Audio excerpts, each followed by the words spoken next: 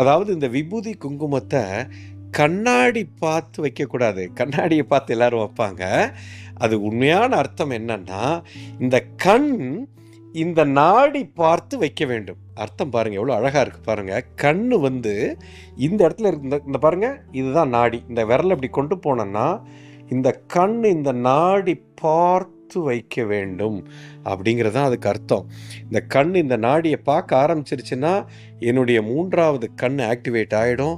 என்னுடைய அண்டத்தில் இருக்கிறதெல்லாம் எனக்கு உள்ளே இருக்கிறது தெரிய ஆரம்பிக்கும். மிகப்பெரிய சக்தியாக மாறுவதற்குண்டான வாய்ப்பு இருக்குது. அது என்னென்னமோ நடக்கும். இதை பற்றி பேசணும்னா நிறைய பேசலாம்.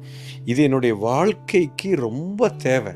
நம்மளுடைய இன்னர் சென்ஸுக்குள்ளே யார் போகிறானோ அவன்தான் மிகப்பெரிய ஆளாக மாற முடியும்.